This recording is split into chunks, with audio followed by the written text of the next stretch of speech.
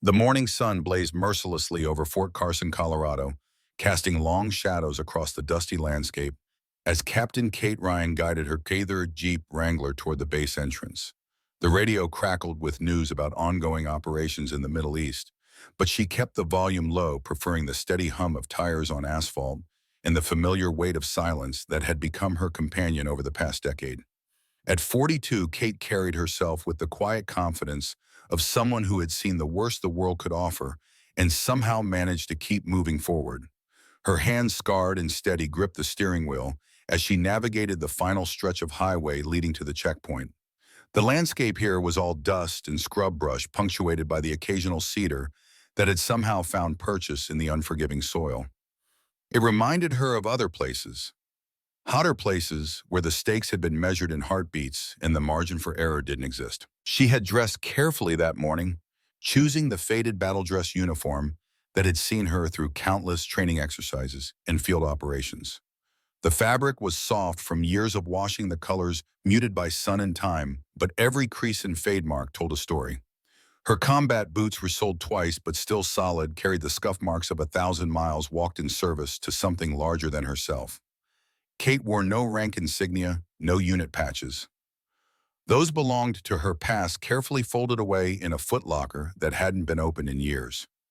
The invitation to return to Fort Carson had come through official channels, signed by Sergeant Major Angela Martinez and endorsed by Colonel James Harrison himself. The Army needed experienced medics to assist with advanced trauma training for the new generation of combat medics headed to Afghanistan, and Kate's name had somehow surfaced from personnel files that most people assumed had been permanently sealed. As the gates of Fort Carson came into view, Kate felt the familiar tightness in her chest that always accompanied her return to military installations. The guards at the checkpoint were young, probably born after she had already been deployed to her first combat zone. They examined her civilian contractor credentials with the thoroughness of soldiers who took their responsibility seriously, but she could see the questions in their eyes as they noted the contrast between her professional ID and her military attire. "Ma'am, you'll need to check in at Building 1430, said the young private, handing back her credentials. His eyes lingered on her faded BDUs. "And just so you know, there are some regulations about civilian contractors wearing military uniforms on base." Kate nodded, acknowledging the warning without comment. She knew the regulations well, but she also knew that proper field uniforms would be necessary for the practical training scenarios she'd been asked to oversee. The administrators who had arranged her contract had assured her that exceptions had been made. The base itself sprawled across several thousand acres of Colorado prairie, a complex of buildings and training facilities designed to prepare soldiers for the realities of modern warfare. Kate had been here before years ago, when the Tactical Medical Training Center was still under construction. Now it stood as a testament to the military's commitment to saving lives on the battlefield. She parked her Jeep in the visitors section, noting the neat rows of government vehicles and personal cars that spoke to the orderly life of a military community.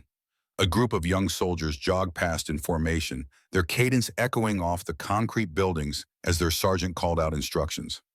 Kate watched them for a moment, remembering her own days as a young medic, learning to balance the demands of military discipline with the life-or-death responsibilities of battlefield medicine. The administrative building where she needed to check in was a modern structure of steel and glass designed to project efficiency and authority. Kate approached the main entrance with her duffel bag slung over one shoulder, her paperwork neatly organized in a folder she carried in her free hand. Inside, the lobby buzzed with the controlled activity of a military administrative center. Soldiers in crisp uniforms moved purposefully between offices, their conversations conducted in the clipped, professional tones that Kate remembered from her own service.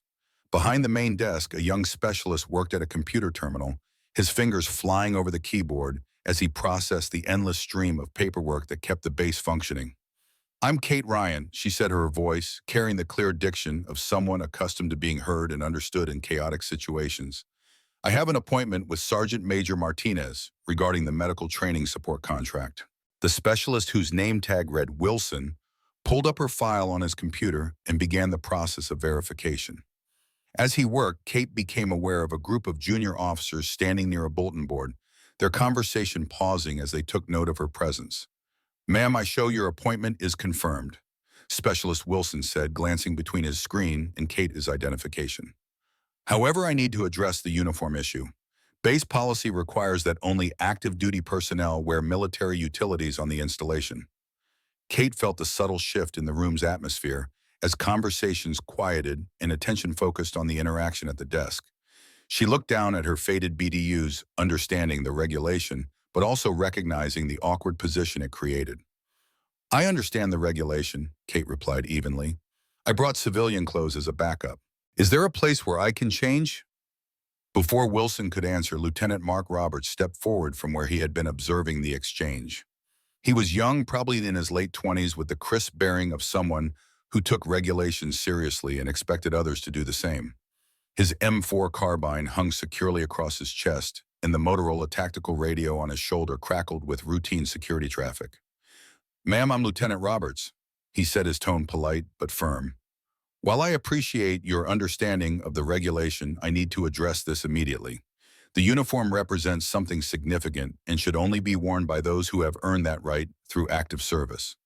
The words hung in the air like a challenge, though Kate sensed they weren't intended as a personal attack. Roberts was doing his job, enforcing regulations that existed for good reasons. But she also detected an undertone that suggested he might be making assumptions about her background that weren't necessarily accurate. I understand completely, Lieutenant, Kate said, maintaining her calm demeanor. The uniform does represent something significant. Is there a place I can change in private? Roberts gestured toward a hallway. There's a restroom down that corridor. I'll wait here to escort you to your appointment afterward. Kate nodded and turned toward the hallway, aware of the attention her situation had drawn. Some watched with obvious curiosity, others with the detached interest of people witnessing a minor administrative drama. She found the restroom and set her duffel bag on the small bench inside. As she began to change out of her BDUs and into the civilian clothes she had brought as backup, she caught a glimpse of herself in the mirror. The woman staring back at her looked tired but determined, the lines around her eyes speaking to years spent squinting in harsh desert sun. Kate pulled off her tan t-shirt, revealing for a moment the elaborate tattoo that spread across her upper back and shoulders. The design was unmistakable to anyone familiar with certain classified operations, a combat medic cross-wrapped in angel wings with the date 14/2/2009, Sandstorm, inscribed beneath it. Not the kind of ink you'd get at a parlor, but a memorial etched into her skin by a fellow soldier after the day that had defined her life and ended so many others. The restroom door swung open suddenly, and Lieutenant Roberts appeared, a stack of towels in his hands. Ma'am, I brought these in case you— His words died in his throat as his eyes locked on the tattoo. The stack of towels slipped from his hands, scattering across the floor. His face drained of color. For 3 heartbeats, neither of them moved. Kate saw the recognition flash across his features, followed immediately by confusion, and then something approaching awe. I apologize for the intrusion, Roberts stammered, backing out of the doorway. Please, take your time. The door closed, leaving Kate alone with her reflection and the knowledge that her carefully maintained civilian cover had just been compromised. The tattoo was recognizable only to those who knew its significance, soldiers who had served in certain operations in Afghanistan, or those with access to highly classified after-action reports. The fact that Roberts had recognized it meant he either had that clearance or had served with someone who knew the story. Kate finished changing into her civilian clothes, khaki pants, and a simple blue button-down shirt that concealed both her tattoo and the surgical scars that mapped her abdomen. The clothes felt foreign after the familiar weight of her BDUs, but they served their purpose, allowing her to blend into the civilian contractor role she was supposed to be playing. When she emerged from the restroom, Lieutenant Roberts was waiting in the hallway, his posture rigid and his expression carefully controlled. Behind him stood a weathered master sergeant, his salt and pepper hair cropped close to his scalp and his eyes sharp with decades of battlefield experience. Captain Ryan, the master sergeant said quietly, using a rank Kate hadn't officially held in years. I'm Master Sergeant Davidson. Colonel Harrison has requested that I escort you directly to his office. Kate's pulse quickened. The use of her former rank and the sudden change in protocol suggested that her identity had already been flagged at higher levels. She nodded, acknowledging the situation without comment, and followed Davidson toward the building's eastern wing, leaving a visibly shaken Lieutenant Roberts behind. As they walked, Davidson maintained a professional silence, but Kate could feel his occasional sidelong glance. After they passed through a security checkpoint that required his biometric scan, he finally spoke. "I was in Kunar in '08, he said, his voice pitched low. "Heard stories about Hellman the following year. The sandstorm. Never thought I'd meet the angel in person." Kate kept her eyes forward. "I'm here to train medics, Sergeant. That's all." Davidson nodded, respecting her reticence. "Yes, ma'am, and they're damn lucky to have you." They arrived at a heavy oak door bearing a simple nameplate, COL James Harrison, Medical Training Director. Davidson knocked once, received a muffled "enter," and opened the door for Kate before taking up a position outside. Colonel James Harrison stood behind his desk, his tall frame silhouetted against the sunlight streaming through the windows. At 62, he carried the distinguished bearing of a career officer whose service had spanned multiple conflicts. His silver hair was cut in the same style he'd probably worn for 30 years, and the fruit salad of ribbons on his chest told a story of valor that few could match. Beside his desk stood Sergeant Major Angela Martinez, her compact frame belying the strength and authority she projected. At 39, Martinez had already accumulated more combat experience than most soldiers would see in a lifetime, including 3 tours in Iraq that had earned her multiple Purple Hearts. "Captain Ryan," Hershona said, gesturing to a chair. "Please have a seat." Kate remained standing. "Sir, with respect, I haven't held that rank in almost a decade. My contract specifies civilian status." Harrison exchanged a glance with Martinez before settling into his chair. "Let's just say your status is complicated at the moment. Lieutenant Roberts reported an incident at check-in involving the identification of certain classified markings." "My tattoo," Kate confirmed. "He shouldn't have been in a position to see it." Martinez stepped forward. "The lieutenant was attempting to be helpful by bringing towels to the changing area. An unfortunate coincidence, but one that raises immediate security concerns." He recognized the significance of the date in the design.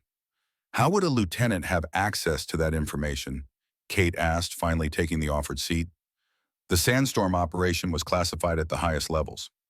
Roberts served as a platoon leader with the 10th Mountain Division in 2015, Harrison explained. His unit commander was Captain Michael Scott, who now serves as our equipment specialist here at Fort Carson. Scott was one of the 23 soldiers evacuated from Hellman during Operation Sandstorm." Kate felt a chill run through her veins. The past she had carefully compartmentalized was suddenly present in this room, connected to her by threads she hadn't anticipated.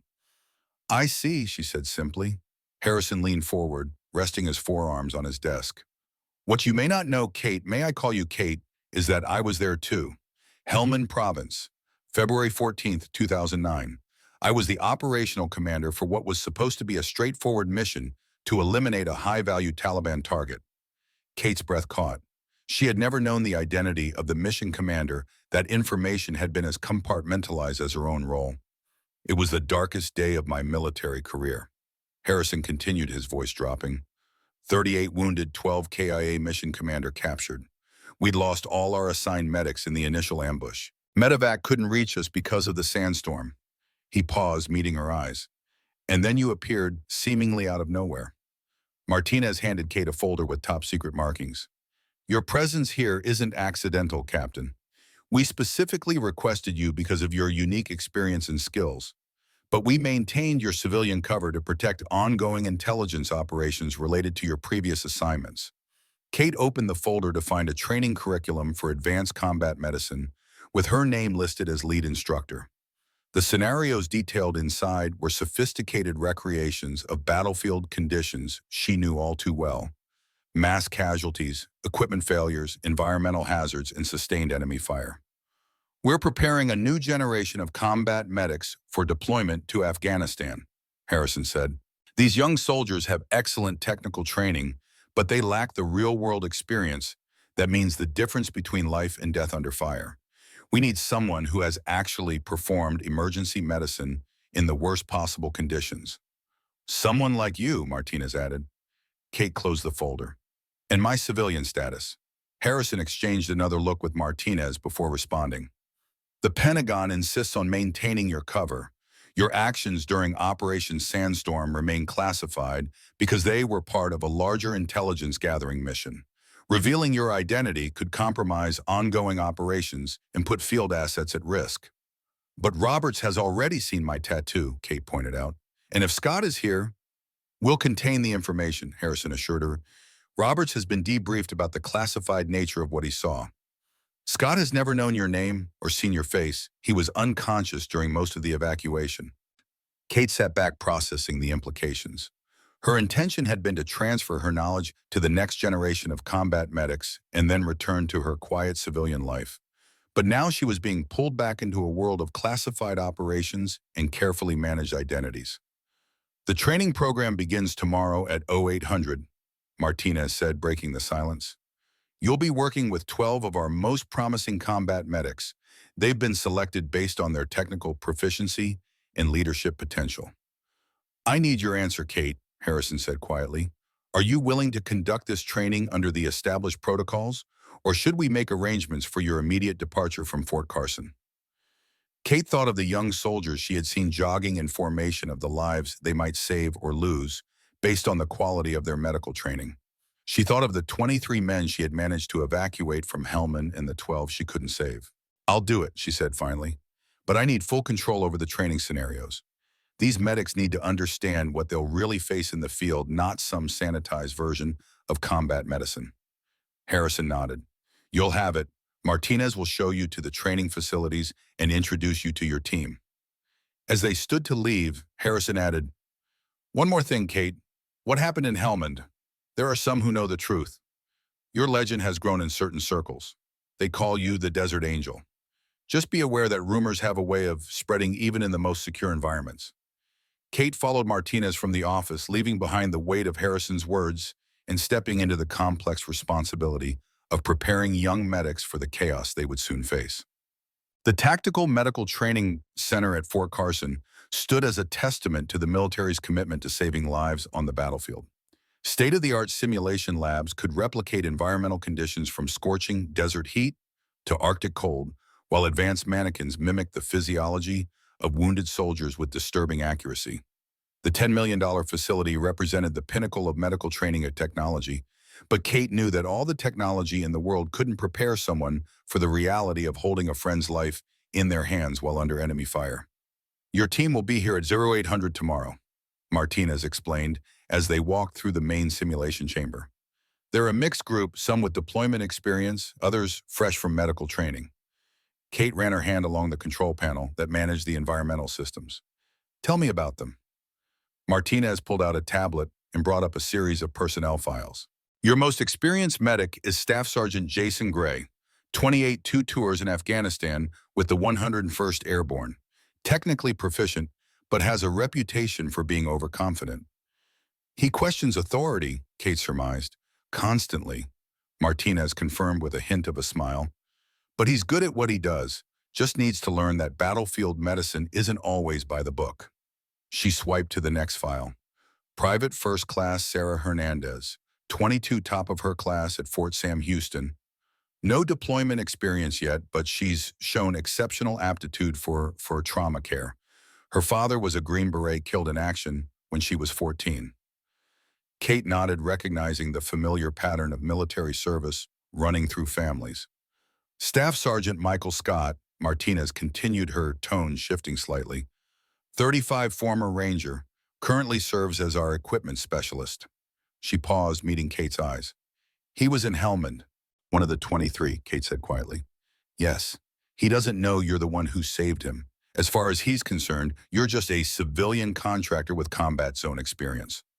The rest of the team consisted of a mix of NCOs and junior enlisted personnel, all with varying levels of experience, but consistently high technical ratings. Kate memorized their faces and names, knowing that the dynamics between them would be crucial to the success of the training. What about medical oversight? Kate asked as they continued the tour. To Robert Shaw, Martinez replied, 58 former MASH surgeon from the First Gulf War, now runs our medical simulation program. He's been briefed on your background, but doesn't know the specifics of Sandstorm. As they completed the tour, Kate was introduced to Master Sergeant William Davidson, the same man who had escorted her to Harrison's office. At 59, Davidson was one of the oldest NCOs still on active duty, a walking repository of institutional knowledge whose career had spanned from the Cold War to the present conflicts. Davidson will be your liaison for any resources you need, Martinez explained. He has the highest security clearance and understands the sensitive nature of your position here.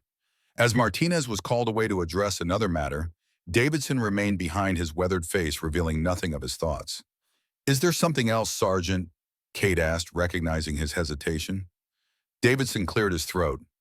Ma'am, I've been around long enough to know when there's more to a story. In 2009, there were rumors about a female medic in Helmand who saved an entire company during a sandstorm. Some called her the Desert Angel, said she appeared from nowhere, worked for hours under Taliban fire, then disappeared after the medevac birds finally got through. Kate maintained her neutral expression. Sounds like the kind of story that gets embellished in the retelling, Sergeant. Davidson's eyes narrowed slightly.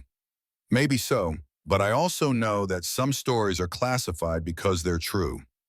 He straightened to attention. Whatever the case, ma'am, I'm at your disposal for this training mission. As he left, Kate realized that her presence at Fort Carson was going to be more complicated than she had anticipated. Too many connections, too many people who might recognize the significance of her tattoo or make connections to classified operations. Back in her temporary quarters that evening, Kate unpacked her personal medical kit, a combination of standard-issue supplies and improvised tools she had developed during her deployments. Her fingers traced over the modifications she had made to standard tourniquets, the custom drug administration system she had designed for use under fire, the specialized cutting tools that could slice through body armor in seconds. These were the tools that had helped her save 23 lives during the sandstorm. These were the innovations she needed to pass on to the next generation of combat medics. Her phone chimed with a text message from an encrypted number she recognized as belonging to General Thompson, the man who had arranged her contract at Fort Carson. Situation report required. Has cover been maintained? Kate considered her response carefully. The fact that Harrison and Martinez knew her real identity had been planned. The accidental revelation to Roberts and Davidson's suspicious knowledge were not. Minor compromise, contained for now, proceeding with mission. The reply came seconds later. Pentagon monitoring, complete training mission quickly. Extract plan in place if needed. Kate set down the phone, feeling the weight of scrutiny from the highest levels of military command. Whatever intelligence operation her medical training mission was connected to, it clearly remained a priority for people with stars on their shoulders. She turned to the personnel files Martinez had provided, studying the faces of the 12 medics she would begin training tomorrow. Young faces, serious eyes, the look of soldiers who had chosen a path that placed them directly in harm's way so they could save others. Jason Gray's file photo showed a confident young man with a hint of arrogance in his expression. Sarah Hernandez looked earnest and determined, her eyes revealing an intensity that came from personal loss. Michael Scott's gaze seemed haunted, the expression of a man who had seen too much and still carried the weight of survival when others had died. Kate closed the files and lay back on her bed, staring at the ceiling. Tomorrow, she would begin the delicate process of transferring knowledge that had been hard-won in blood and pain, all while maintaining a cover identity that was already beginning to fray around the edges. The 12 medics stood at attention in the training center's main simulation room, their uniforms crisp and their expressions revealing varying degrees of curiosity and skepticism about their new instructor. Kate entered precisely at 0800, dressed in civilian tactical pants and a blue polo shirt that identified her as contractor staff. Her eyes swept the formation, matching faces to the files she had studied the night before. Jason Gray stood tall in the front row, his posture perfect, but his eyes revealing a hint of dismissal as he took in her civilian attire. Beside him, Sarah Hernandez maintained a focused expression, clearly determined to absorb everything this training might offer. In the back row, Michael Scott watched with the careful assessment of someone who had seen combat up close and understood its costs. At ease, Kate said, her voice carrying the unmistakable authority of someone accustomed to command. I'm Kate Ryan, and for the next 2 weeks, I'll be working with you to enhance your trauma care capabilities under combat conditions. She moved to the front of the room with economical steps, placing her medical kit on the central table where it would be visible to all the trainees. Before we begin, then I want to establish some ground rules. First, everything we do here is designed to prepare you for situations where perfect conditions don't exist and textbook procedures might not be sufficient. Second, I expect you to challenge assumptions, including mine, if you think there is a better way to approach a problem. Staff Sergeant Gray raised his hand, not bothering to wait for acknowledgement before speaking. Ma'am, what's your background in combat medicine? I mean, no disrespect, but most civilian contractors we get haven't actually worked under fire. The question was delivered with just enough politeness to avoid being insubordinate, but the challenge was clear.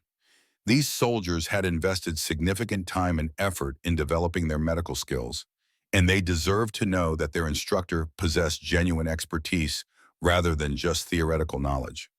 I served as a combat medic in Afghanistan from 2007 to 2010, Kate replied, maintaining eye contact with Gray. During that time, I worked in various capacities, forward operating bases, convoy support, and some specialized assignments that I can't discuss in detail. Gray shifted his weight, his expression suggesting that the deliberately vague reference to classified assignments had only increased his skepticism. With respect, ma'am, a lot of people served in Afghanistan during those years. What makes your experience particularly relevant to advanced trauma training? Kate could see the other medics watching this exchange carefully, their own assessment of her credibility hanging in the balance. She had anticipated this moment, the natural questioning of a civilian contractor's authority to train military personnel for combat conditions. Instead of answering directly, Kate moved to the environmental control panel of the simulation room. Fair question, Sergeant Gray.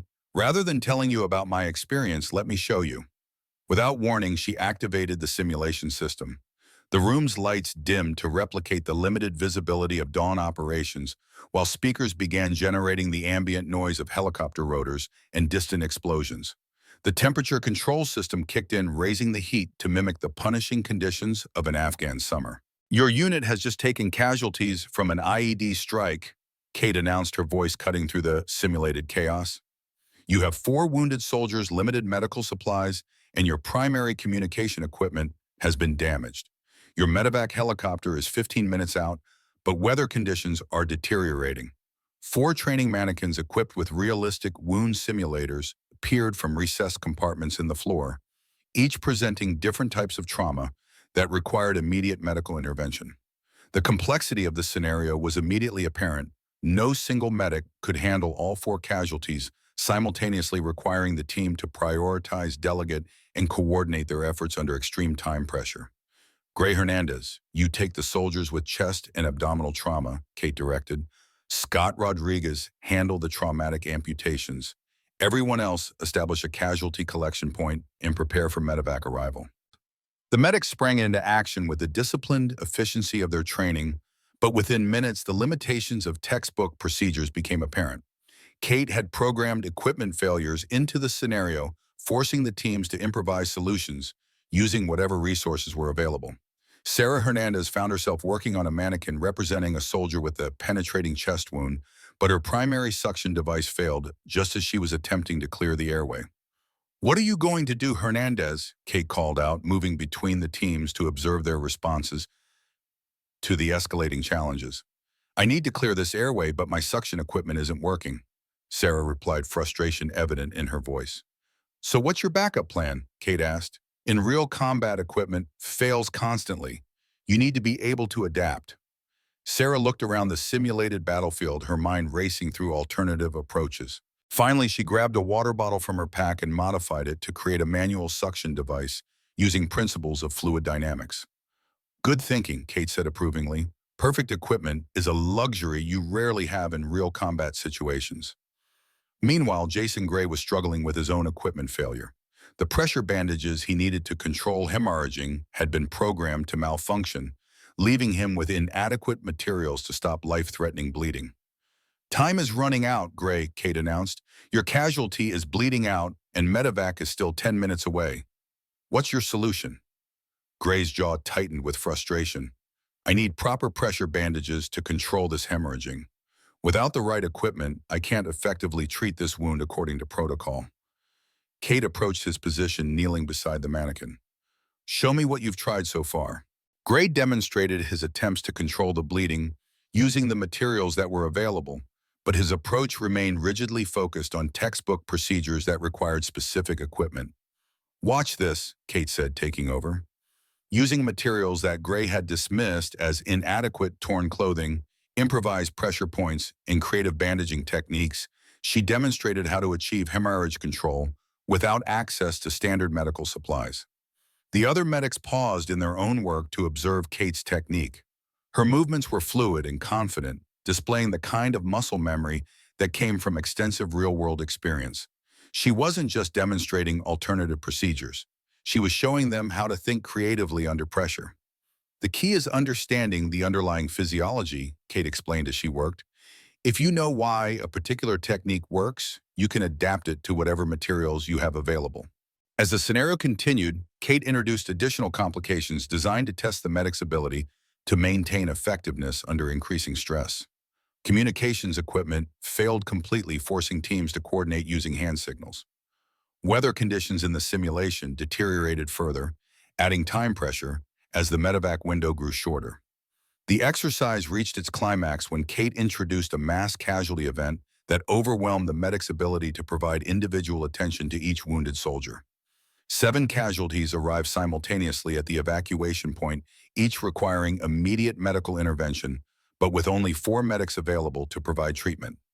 This is where triage becomes critical. Kate announced moving between the casualties to demonstrate rapid assessment techniques. You have 30 seconds to determine who gets priority treatment and who has to wait. The moral weight of the decision was immediately apparent to the soldiers. In training scenarios with unlimited resources and time, every casualty received optimal care.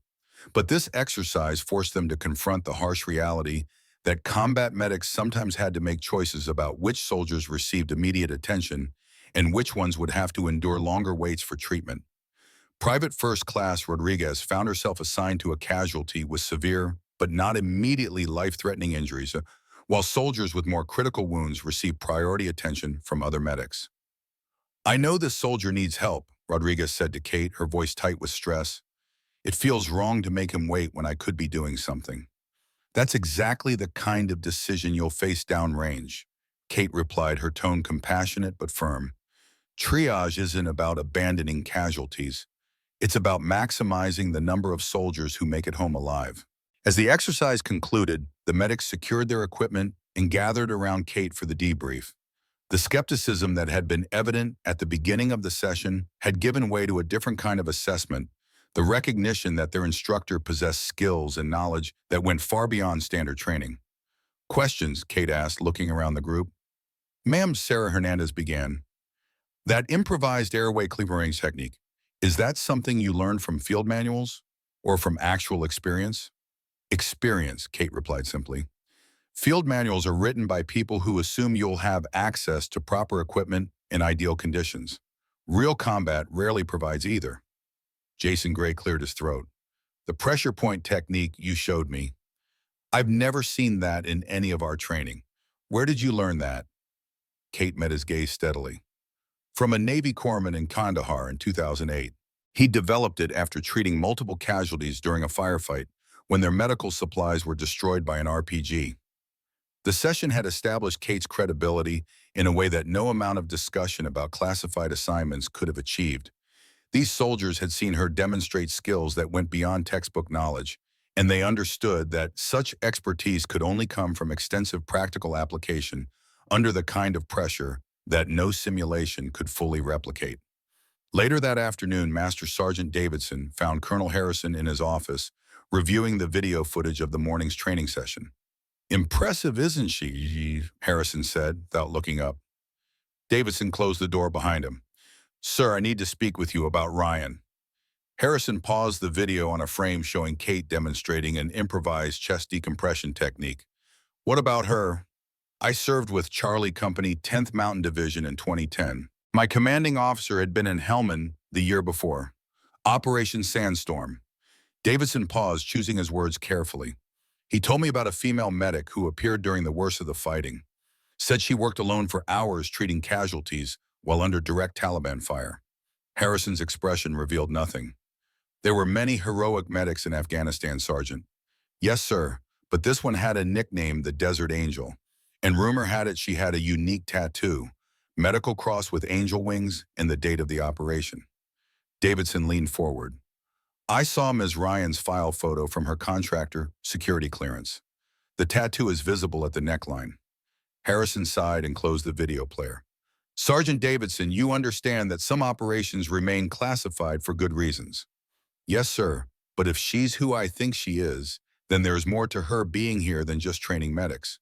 Harrison stood and moved to the window looking out at the training grounds, where soldiers continued their daily routines unaware of the classified history being discussed. There's always more going on than meets the eye, Sergeant, especially when it comes to someone like Kate Ryan. The question is, can I count on your discretion? Davidson straightened to attention. Absolutely, sir. I just thought you should know that others might make the same connection I did. Others already have, Harrison replied grimly. Lieutenant Roberts has been speaking with Staff Sergeant Scott. The rumors are spreading. As Davidson left the office, Harrison returned to his desk and placed a secure call to the Pentagon. The voice that answered belonged to General Thompson, the man who had orchestrated Kate's return to military service. We may have a problem, Harrison began. Ryan's cover is beginning to unravel. Too many connections to Sandstorm here at Carson. The general's response was immediate and clear. Maintain her cover as long as possible. The training mission is essential but secondary to the primary objective. If necessary, we'll extract her and implement the contingency plan. And the medics she's training, Harrison asked. They're beginning to ask questions. Let them ask, Thompson replied. Just make sure the answers remain classified. Kate stood alone on the small balcony of her quarters, watching the sunset paint the Colorado landscape in shades of orange and gold that reminded her of Afghanistan. The day's training session had been successful. The medics had been challenged, their assumptions about battlefield medicine questioned, and their respect for her expertise established. But she could feel the fragile nature of her cover identity, the way Scott had watched her throughout the exercise, as if trying to place her face in his memory. The questions Gray had asked about specific techniques that weren't in any field manual. The whispered conversations that stopped when she approached. Her phone buzzed with a text from an unknown number. They're talking about the tattoo. Gray saw it when you were demonstrating the spinal stabilization technique. D. Davidson. The old sergeant was keeping tabs on the rumor mill for her. Kate appreciated the warning, but it only confirmed what she already knew. Her time at Fort Carson would be shorter than planned. She had 11 more days to transfer as much knowledge as possible to these young medics before the Pentagon pulled her out.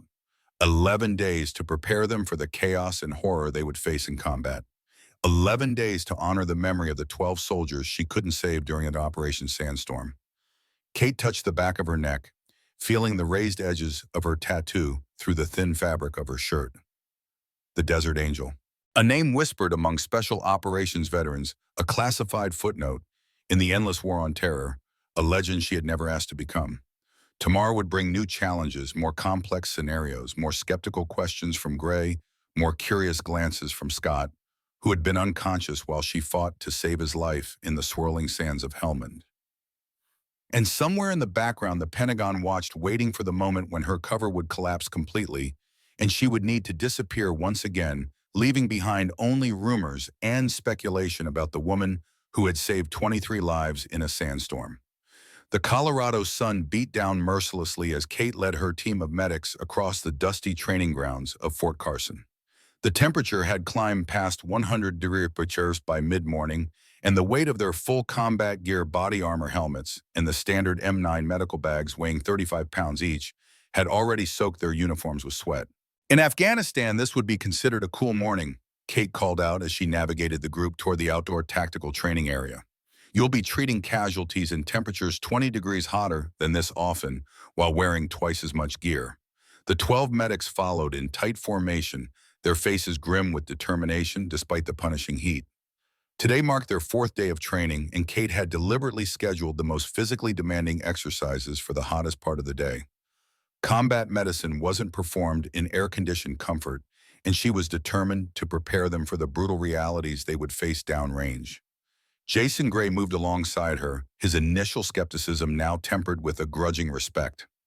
Ma'am, what's the scenario for today? Kate pointed toward the rocky outcropping ahead, where several instructors were positioning training mannequins behind natural cover.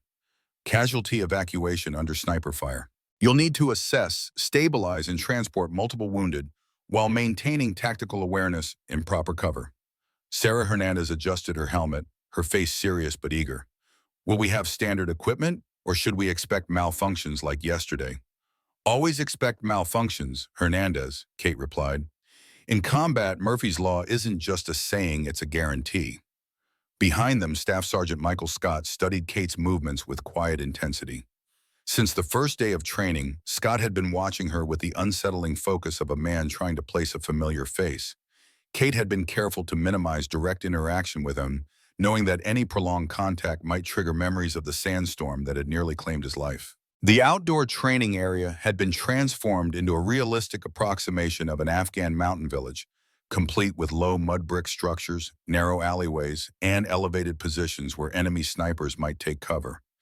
Red target markers positioned on distant ridgelines indicated potential threat locations, while blue smoke grenades marked the landing zone for the simulated medical evacuation helicopter. Kate gathered the medics in a covered position behind a low wall, her voice dropping to the measured cadence of a pre-mission briefing. Your unit has been engaged by enemy snipers while conducting a patrol through this village. You have 4 casualties with varying degrees of severity scattered across approximately 100 meters of contested territory. Your job is to reach them, provide initial treatment, and evacuate them to the LZ for medevac. She pointed to the distant ridge. We have instructors positioned as opposition forces. They're equipped with laser training systems and will be targeting anyone who exposes themselves unnecessarily.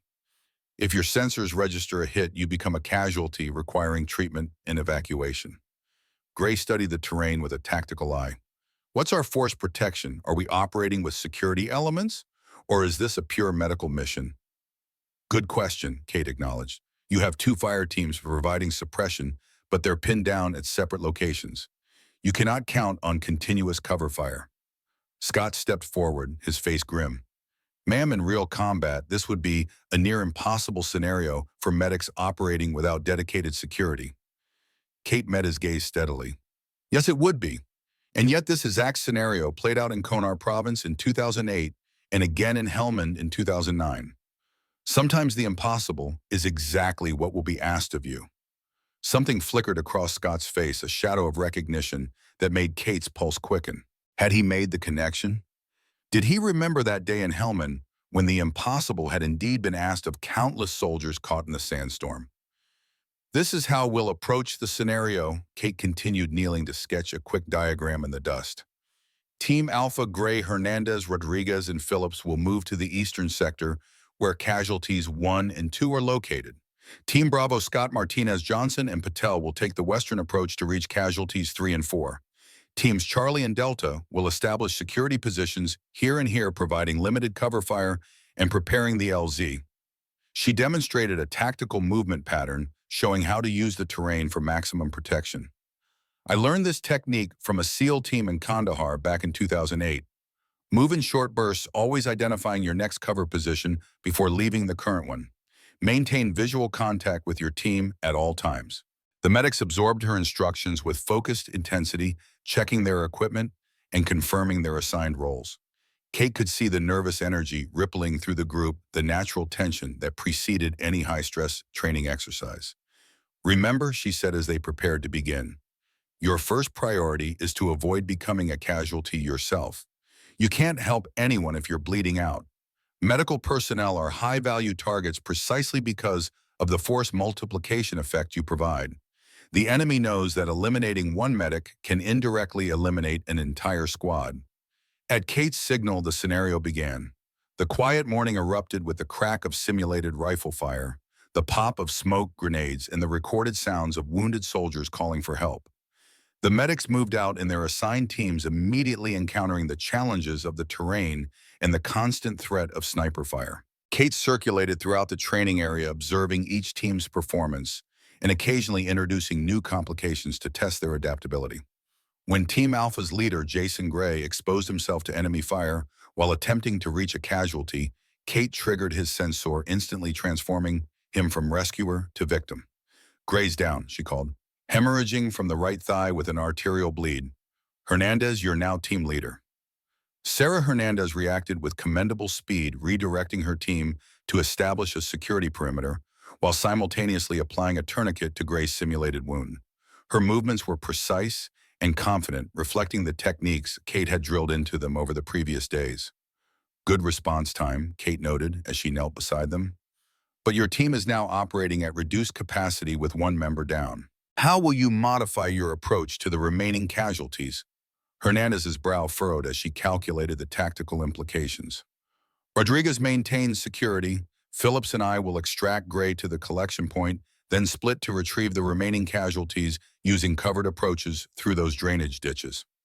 Kate nodded approvingly. Solid plan. Execute.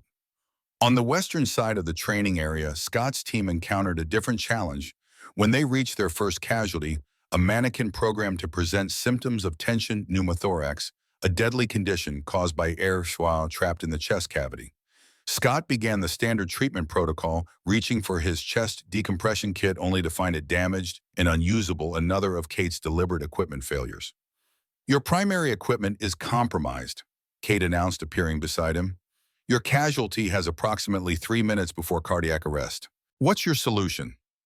Scott's eyes narrowed as he scanned his available resources. Without hesitation, he retrieved a 14-gauge needle from his backup supplies and improvised a one-way valve using the plastic wrapper from a chest seal and medical tape. Unorthodox but effective, Kate commented as he successfully relieved the simulated air pressure. Where did you learn that technique? It's not in the standard field manual.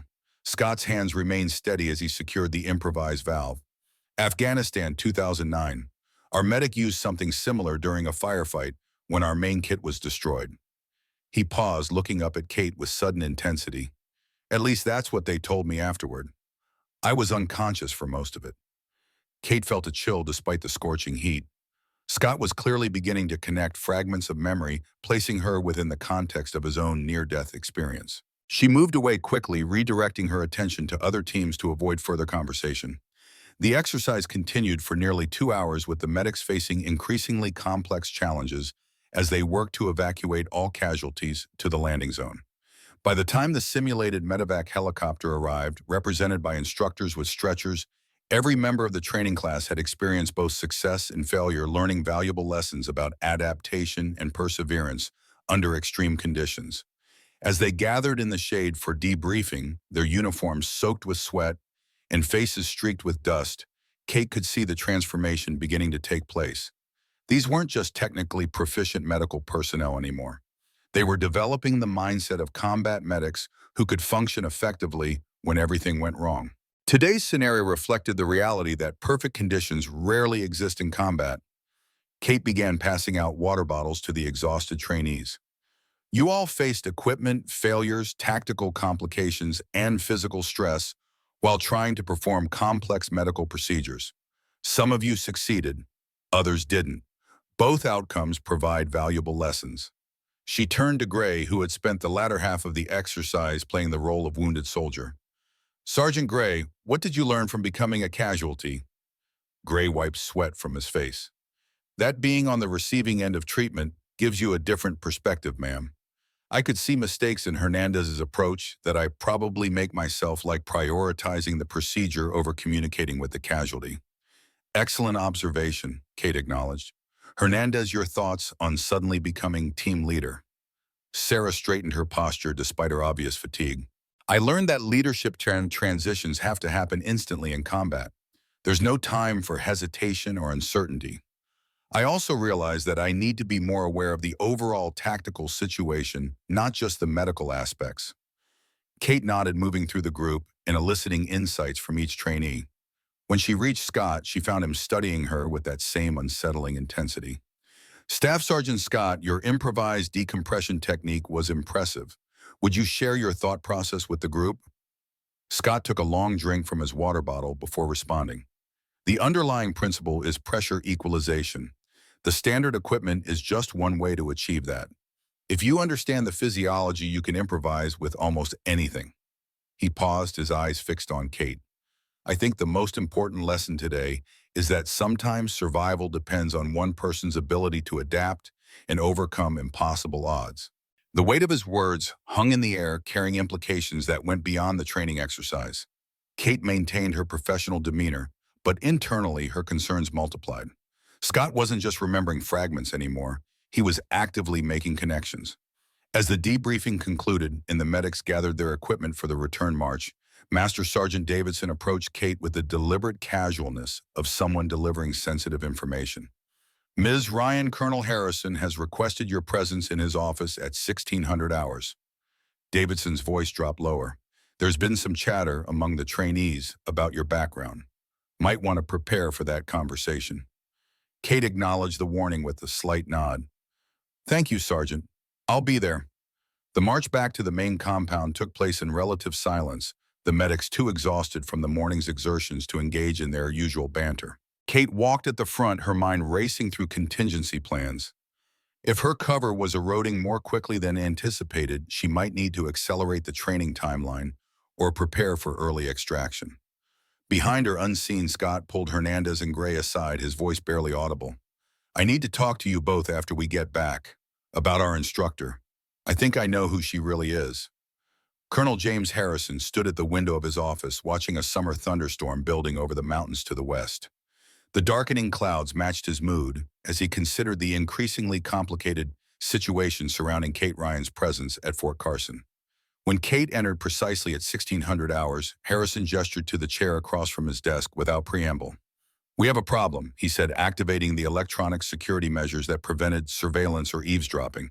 Your identity is becoming a topic of discussion among the trainees. Kate took the offered seat, her face betraying nothing. Scott is remembering Helmand. Yes, and he's not the only one making connections. Harrison slid a tablet across the desk, displaying a secure message from the Pentagon. This came in an hour ago. General Thompson is concerned about operational security. He's suggesting we terminate the training program and extract you immediately. Kate scanned the message, noting the urgency indicated by the classification markings. What's your assessment, Colonel? These medics still have a lot to learn. Harrison returned to the window, his silver hair gleaming in the stormy light. I was there that day, Kate, in Helmand. I was the operational commander for what was supposed to be a straightforward mission. Kate remained silent, allowing him to continue. February 14th, 2009, Operation Sandstorm. We were tracking a high-value Taliban target near the Pakistan border. Intelligence suggested minimal resistance, so we deployed with standard force protection. Instead, we walked into a carefully prepared ambush. Harrison's voice took on the distant quality of a man revisiting his darkest memories.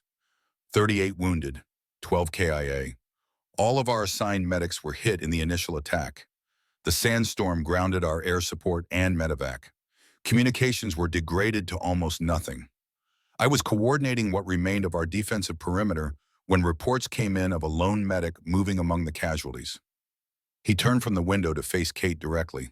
I never saw your face that day. I was evacuated with a head wound before the worst of it was over. But I read the after-action reports, the ones with the highest classification levels. 23 lives saved by a single medic working alone for 4 hours and 17 minutes under continuous enemy fire. Kate met his gaze steadily. The reports often exaggerate, sir. Do they call him? Harrison moved to his desk and entered a complex security code on his computer. The screen displayed a classified document with numerous redactions. This citation for the Medal of Honor describes a female medic who performed extraordinary acts of heroism while disregarding personal safety.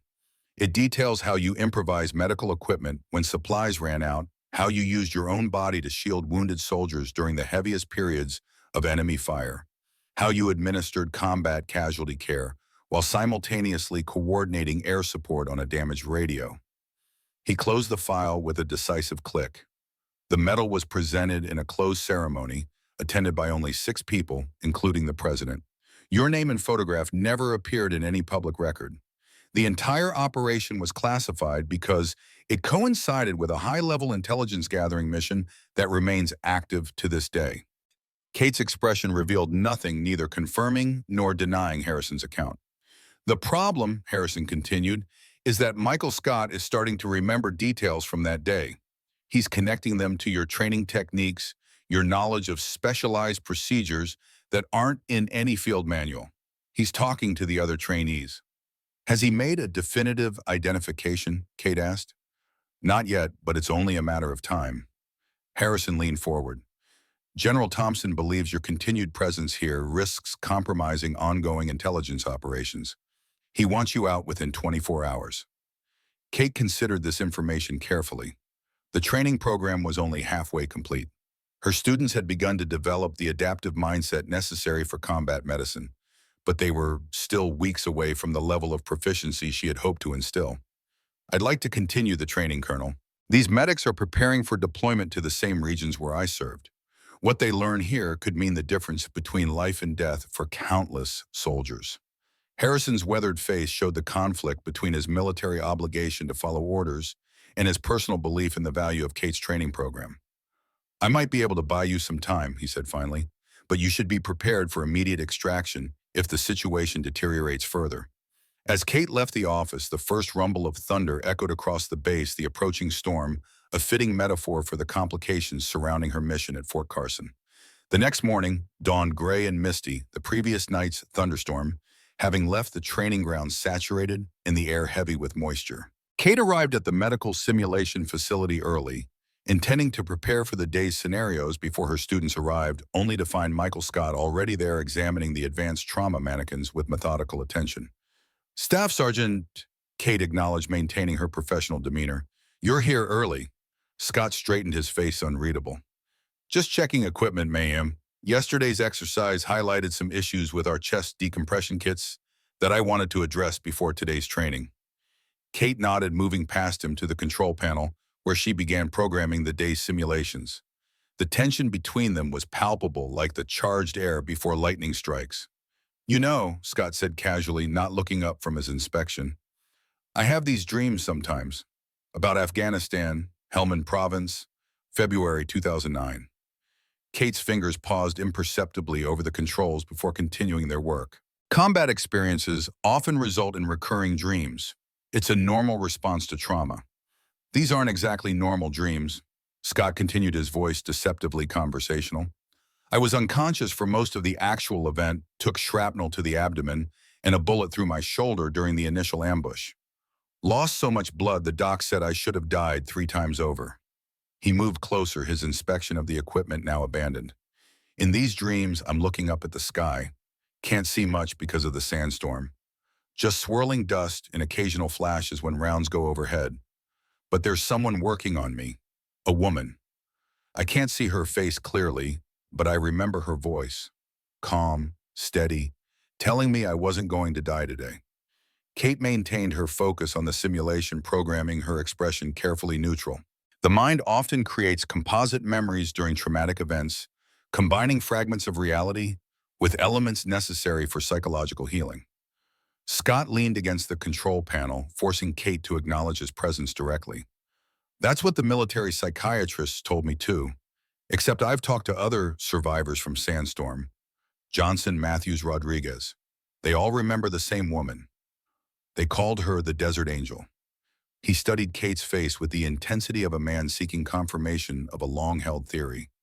For years, I've been trying to find her, to thank her. The official records say she doesn't exist, that multiple medics participated in the evacuation efforts that day.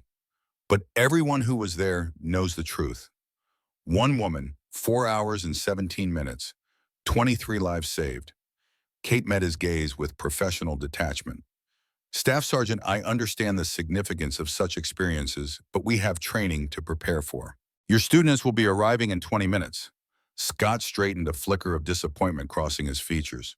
Of course, ma'am, just making conversation. He turned to leave, then paused at the door. Interesting tattoo you have, by the way. Lieutenant Roberts mentioned seeing it when you were changing. Medical cross with angel wings. February 14th, 2009. Quite a coincidence. After he left, Kate remained motionless at the control panel, the weight of her past pressing down with renewed force. Scott was closer than she had realized, and if he had been discussing his suspicions with other trainees, her cover was in serious jeopardy. She pulled out her secure phone and sent a brief message to Colonel Harrison, situation deteriorating. Scott has made connections. Advise. The reply came almost immediately. Continue training, security measures being implemented. Stand by for potential extraction. Kate pocketed the phone as the first of her students began to arrive, their faces showing the eager anticipation of another challenging training day. Whatever complications her identity created, these young medics still needed the knowledge she could provide. She would continue until ordered otherwise. The mid-morning training session was proceeding smoothly, when the base-wide alert system suddenly blared to life, its harsh electronic tone cutting through the controlled chaos of the simulated mass casualty exercise.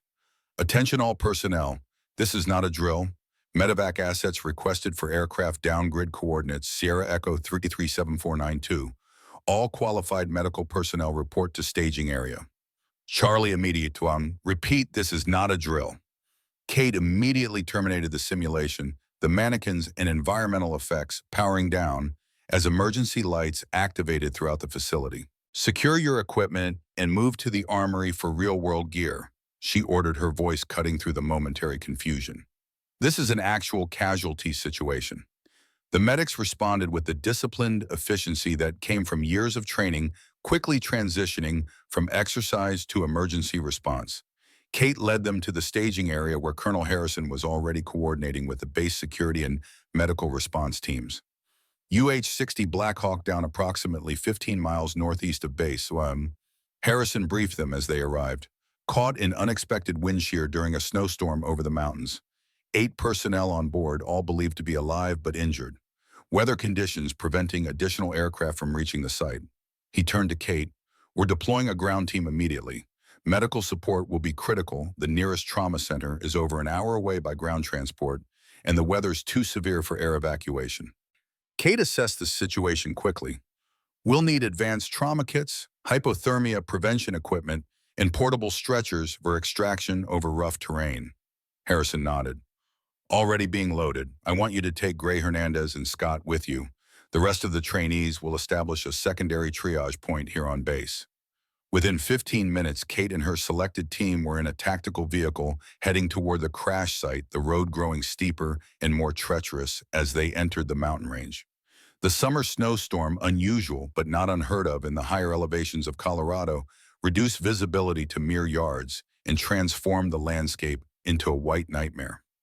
Conditions similar to Hellman, Scott commented from the seat beside Kate. Minus the Taliban, of course. Kate kept her eyes on the rapidly deteriorating road. Focus on the mission staff, Sergeant. Those crash survivors need our full attention. When the road became impassable due to snowdrifts, they continued on foot, hiking the last mile through knee-deep snow with full medical packs. The crash site emerged from the swirling white, the Black Hawk lying on its side, rotor's shattered hull, breached but largely intact. Establish a perimeter, Kate ordered as they approached. Hernandez, you're with me for initial assessment. Gray Scott, prepare the extraction equipment.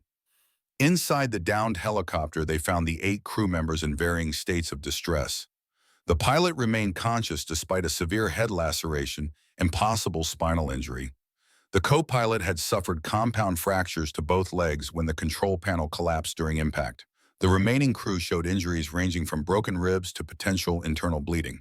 Kate moved through the wreckage with the focused efficiency that came from years of battlefield experience, quickly triaging patients and directing her team's efforts to the most critical cases. Hernandez established an IV on the co-pilot. He's showing signs of hypovolemic shock. Gray immobilized the pilot's spine. Scott start chest decompression on the crew chief. He's got tension, pneumothorax from that rib puncturing his lung. The conditions inside the helicopter eerily mirrored the combat scenarios Kate had been training them for. Limited space compromised equipment, multiple casualties requiring simultaneous treatment, and environmental factors complicating every procedure. The difference was that these weren't mannequins. These were real soldiers whose lives depended on the quality and speed of their care. Kate found herself working on the most critical patient, a young specialist with severe internal bleeding and a deteriorating consciousness level. The familiar calm descended over her as she assessed, treated, and stabilized the wounded soldier, her hands moving with the practiced precision that had saved so many lives in Afghanistan. I need a pressure infuser, she called out, noticing the patient's blood pressure dropping precipitously despite the IV fluids. When none was immediately available, she improvised one using a blood pressure cuff wrapped around the IV bag, the same technique she had used countless times in field hospitals and during the sandstorm.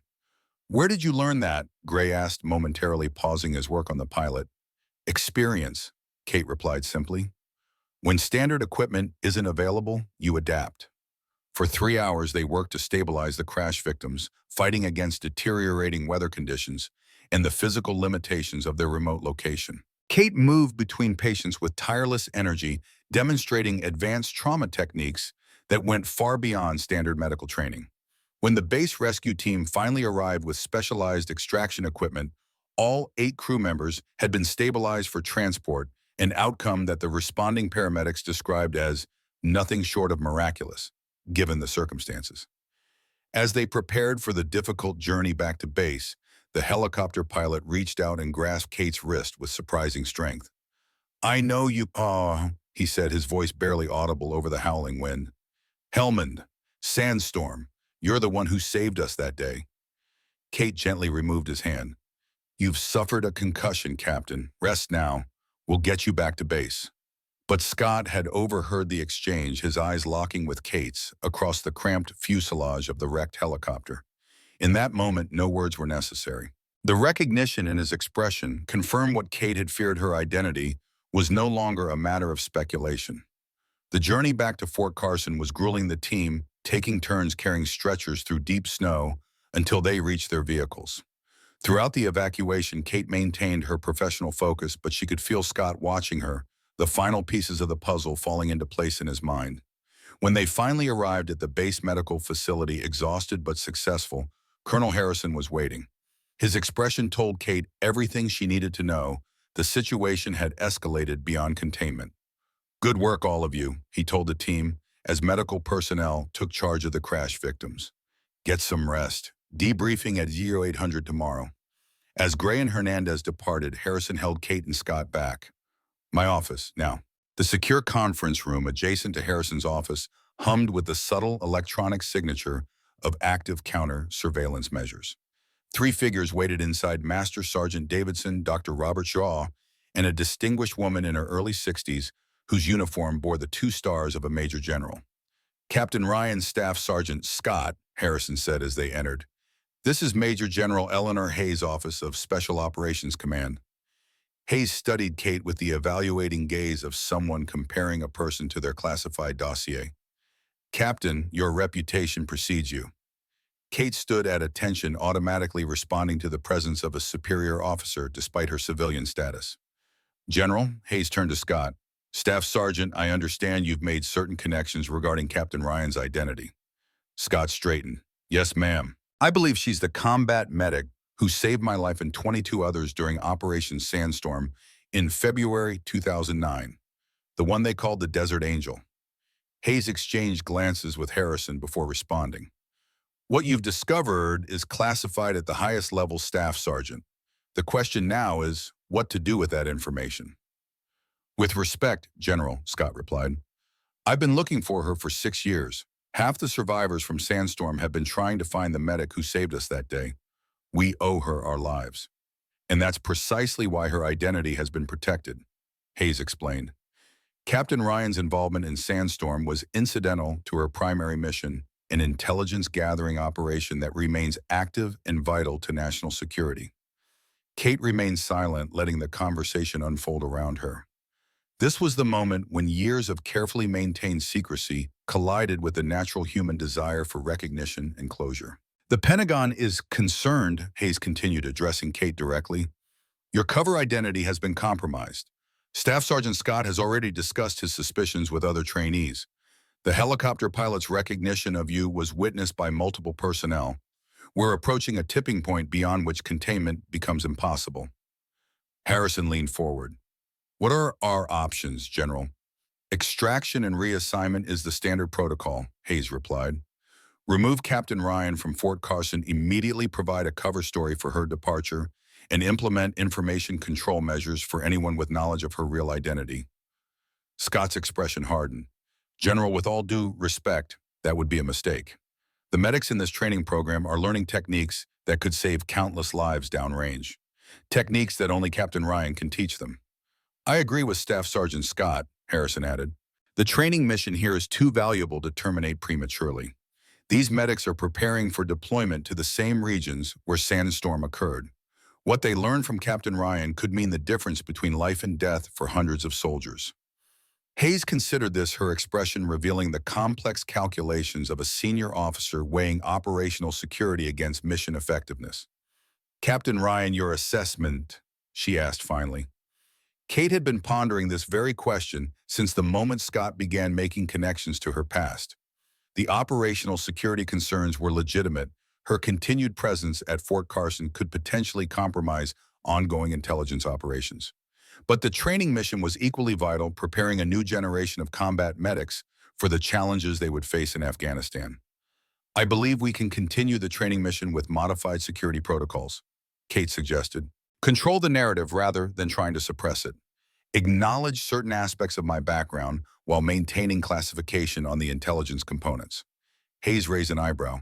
You're suggesting a limited disclosure approach. Yes, General. The medics already suspect I'm not a typical civilian contractor. After today's rescue operation, those suspicions will only grow. We could use that as an opportunity to enhance the training value while still protecting the most sensitive aspects of Sandstorm. Harrison nodded slowly, warming to the idea. The Desert Angel is already a legend in special operations circles. We could acknowledge Captain Ryan's role in saving lives during Sandstorm without revealing any details about the intelligence mission or the high-value targets involved. It would actually improve training effectiveness, Kate continued. These medics need to understand that the techniques I'm teaching come from real combat experience. Knowing that I've actually performed these procedures under fire would reinforce the legitimacy of the training. Hayes remained silent for a long moment, weighing the proposal against her orders from the Pentagon. Finally, she reached for her secure phone. I need to consult with General Thompson before making a decision. In the meantime, Captain Ryan, you are restricted to base.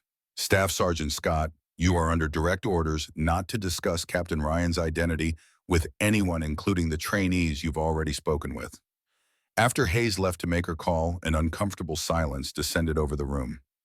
Kate found herself face to face with Scott for the first time without the protective barrier of her cover identity. 6 years, Scott said finally. I've been trying to find you for 6 years. Kate met his gaze. The mission required anonymity, Staff Sergeant. You saved my life. The doctors said I had lost so much blood that I should have died before reaching the field hospital. They couldn't figure out how I survived the evac. I performed a direct blood transfusion in the field, Kate explained. My blood type is O negative, universal donor. Scott's eyes widened. You gave me your own blood. It was the only option available. You were going into hypovolemic shock, and we had no blood products on site. The personal cost of such an action in the middle of combat went unspoken, how it would have weakened Kate at a time when she needed all her strength to continue treating casualties under fire. Thank you doesn't begin to cover it, Scott said, his voice thick with emotion. Before Kate could respond, Harrison's secure phone chimed. The colonel listened intently, his expression gradually shifting from concern to cautious approval. Understood, General. We'll proceed according to your instructions. He ended the call and turned to Kate and Scott. General Thompson has authorized a modified disclosure protocol. Captain Ryan's identity as the combat medic from Operation Sandstorm can be acknowledged to the training class, but all details regarding the intelligence aspects of the mission remain classified. Kate nodded, accepting the compromise. When do we brief the trainees? Tomorrow morning, 0800, Harrison replied. General Hayes will return to oversee the disclosure and ensure operational security is maintained. He turned to Scott. Until then, Staff Sergeant, this information remains compartmentalized. Scott stood at attention. Understood, sir. As they left the conference room, Kate found herself walking alongside Scott toward the base housing area, the weight of their shared history finally acknowledged. I have a question, ma'am, Scott said as they crossed the parade ground. That tattoo, the angel wings with the medical cross and the date, why get something that could potentially identify you? Kate's hand instinctively moved to her shoulder, feeling the raised outline of the ink through her shirt. I didn't choose it, she explained. After I was evacuated from Helmand, I was treated for multiple shrapnel wounds at the field hospital. While I was recovering, one of the soldiers I had saved, a staff sergeant with the Rangers, came to see me. He was a tattoo artist in civilian life. Said he wanted to give me something to remember what had happened, what it had meant to the survivors. She paused, the memory still vivid after all these years.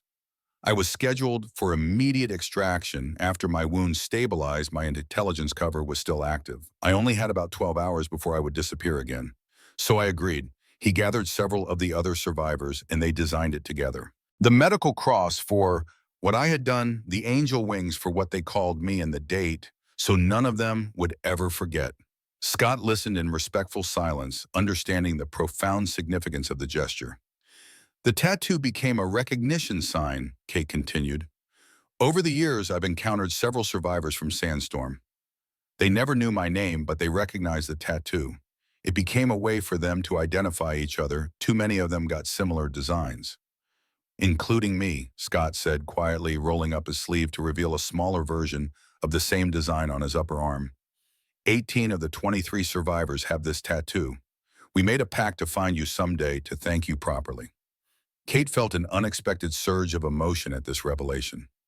For years, she had carried the burden of Sandstorm alone, unable to acknowledge or process the events of that day with others who had experienced it.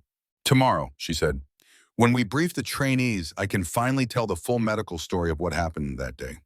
The techniques I used, the adaptations I made, the lessons I learned. That knowledge might save more lives in the future. Scott nodded. That would honor the 12 who didn't make it better than any medal or commendation could. As they reached the point where their paths diverged, Scott came to attention and offered a formal salute, a gesture of respect from one soldier to another that acknowledged Kate's true identity and rank. Until tomorrow, Captain. Kate returned the salute, accepting both the recognition and the responsibility it represented. Until tomorrow, Staff Sergeant. The secure briefing room in the Fort Carson Medical Training Center had never been so silent.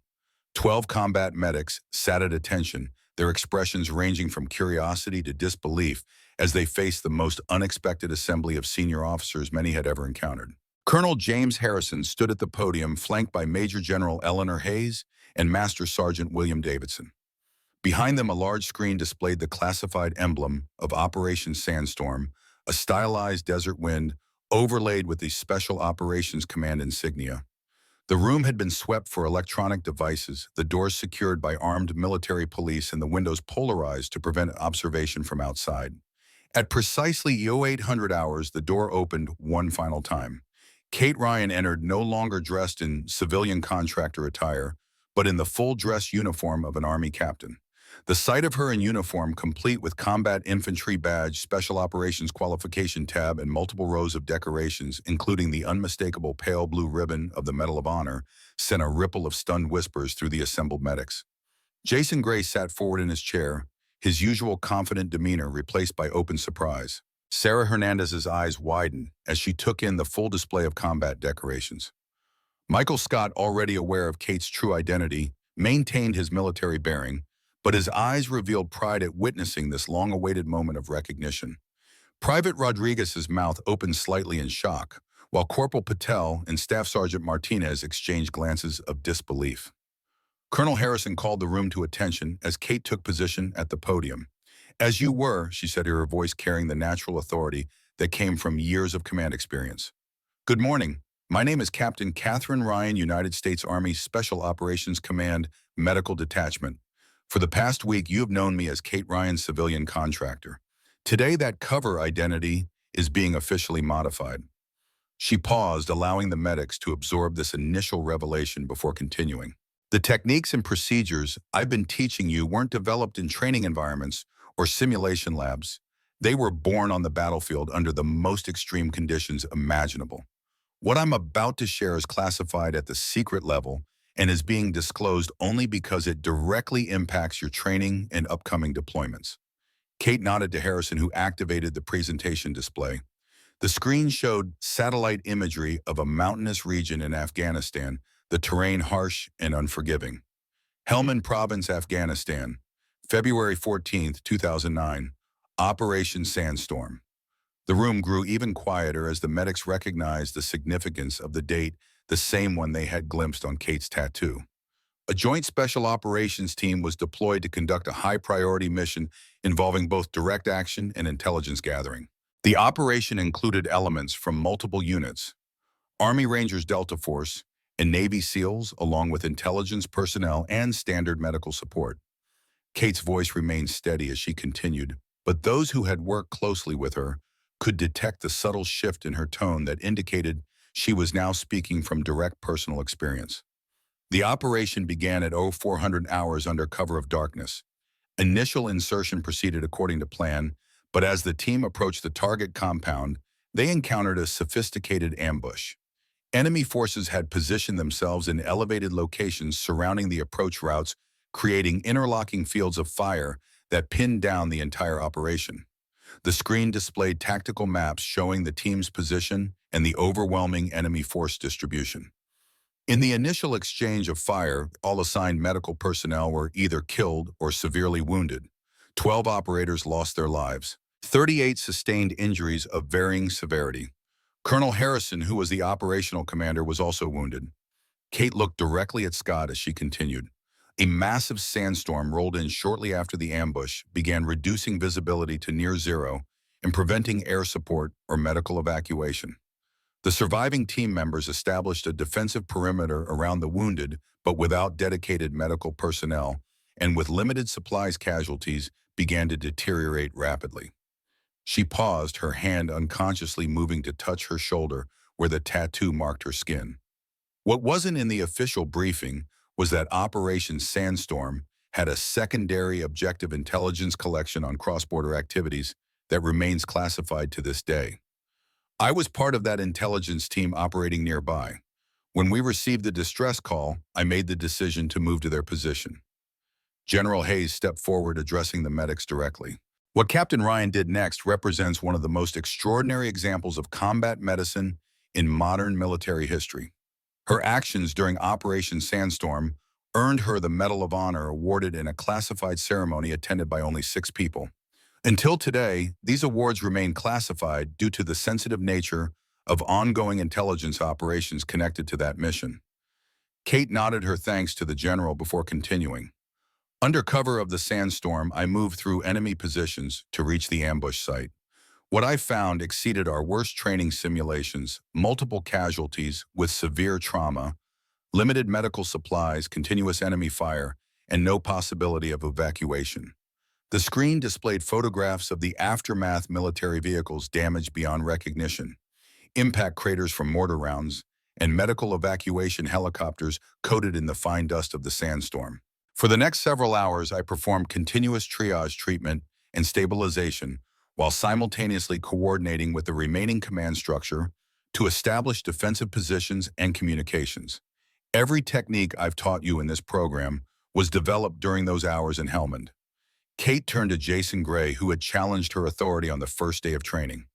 Sergeant Gray, the improvised pressure bandage technique I developed that after our standard supplies were exhausted, using torn uniform fabric and barrel springs from a damaged M4 to create pressure points over arterial bleeds. She looked at Sarah Hernandez. Private Hernandez, that emergency cricothyroidotomy procedure you practiced was improvised when a ranger with facial trauma couldn't maintain his airway. I modified a camelback tube and a chest dart because standard equipment wasn't available. Then to Martinez, the field blood warming technique using chemical heat packs that came from treating hypothermic casualties when the sandstorm dropped temperatures unexpectedly. She addressed Patel, and that neurological assessment protocol we practiced developed because I needed to monitor multiple head injuries simultaneously without electronic equipment. One by one, Kate connected each specialized technique to specific moments during Operation Sandstorm, transforming abstract medical procedures into vivid, life-saving actions performed under the most extreme conditions. The greatest challenge wasn't just the injuries or the environmental conditions, she explained. It was making impossible choices with insufficient resources. When you have 4 critically wounded soldiers and medical supplies for only 2, how do you decide? When every movement exposes you to enemy fire, how do you balance your own safety against the urgent needs of the wounded? The room remained completely silent as Kate described these harrowing decisions. When the sandstorm began to abate, I established a landing zone using signal flares and coordinated the evacuation. Despite overwhelming odds, 23 of the wounded survived. Kate's gaze found Michael Scott acknowledging without words that he had been among those she had saved. I was evacuated with the final group having sustained multiple wounds myself. Due to the intelligence aspects of the mission, my involvement was classified at the highest levels. The survivors never knew my name or saw my face clearly through the sandstorm. They simply called me the Desert Angel. Scott stood at attention, his voice steady but filled with emotion. Ma'am, I was one of those 23. I wouldn't be alive today if not for your actions. Staff Sergeant Scott suffered a severed splenic artery, Kate explained to the group. With no blood products available and evacuation hours away, I performed a direct blood transfusion using my own O-negative blood to replace what he had lost. The medics exchanged glances of astonishment. Direct blood transfusion in the field was a technique rarely employed in modern combat medicine due to the risks involved. What you're learning now isn't just theoretical knowledge, it's battle-tested methodology that saved lives when conventional approaches weren't possible. Colonel Harrison stepped forward. The techniques Captain Ryan has been teaching represent the reality of combat medicine, not the idealized scenarios in textbooks, but the messy, chaotic, resource-limited situations you may actually face downrange. General Hayes addressed the group next, her voice carrying the unmistakable authority of senior command. This briefing serves a dual purpose. First, to contextualize the training you've received and validate its real-world application. Second, to acknowledge Captain Ryan's extraordinary service while maintaining operational security on the intelligence aspects of Sandstorm, which remain active to this day. She surveyed the medics with a stern expression. The Pentagon has authorized limited disclosure of Captain Ryan's role as a combat medic during Operation Sandstorm.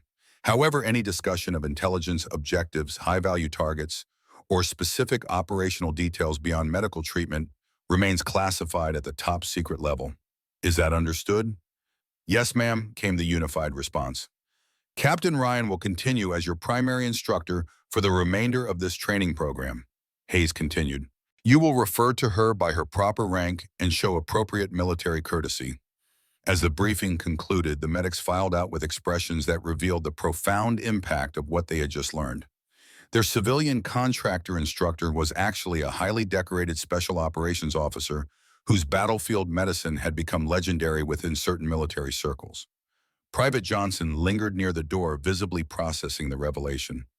That's why her techniques worked so well in yesterday's exercise, he said quietly to Phillips. She wasn't teaching theory, she was teaching what actually kept people alive. After the briefing, Kate found herself in Colonel Harrison's office, with General Hayes discussing next steps. The initial disclosure went better than expected, Hayes observed, but I'm concerned about operational security for your ongoing intelligence work. Once knowledge of your medical heroics spreads, maintaining your cover for future operations becomes problematic. Kate nodded thoughtfully. I've been considering that, General. For years, my focus has been gathering intelligence while keeping my Sandstorm identity separate. But perhaps there's greater value now in focusing on training, multiplying my impact through others rather than continuing in field operations. Harrison leaned forward. You're considering a permanent transition to training command. I'm weighing it, Kate admitted.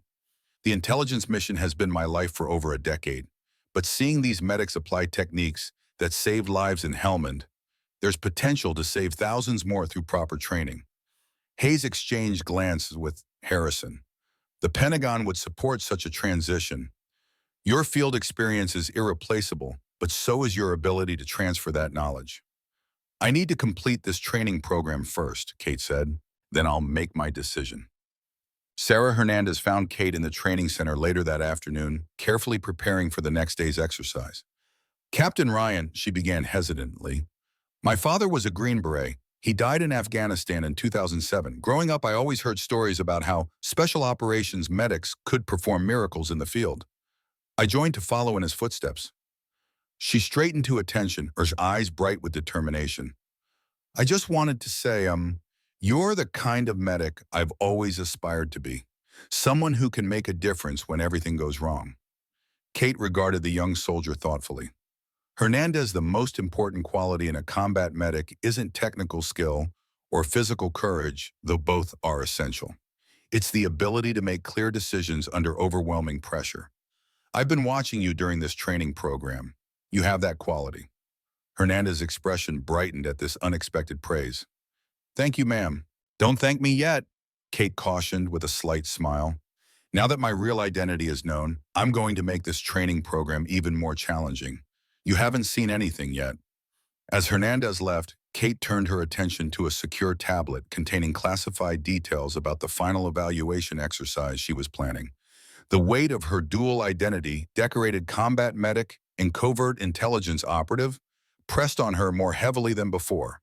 The disclosure of her sandstorm role had relieved one burden, but created another: the decision about which path to pursue going forward.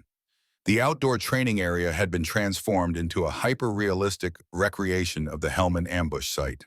Using after-action reports and satellite imagery, Colonel Harrison's engineering team had constructed a simulated Afghan village, complete with the exact terrain, features, building layouts, and tactical challenges that had defined Operation Sandstorm. Kate stood before her 12 medics, now dressed in full combat gear, identical to what Special Operations Forces had worn during the actual mission.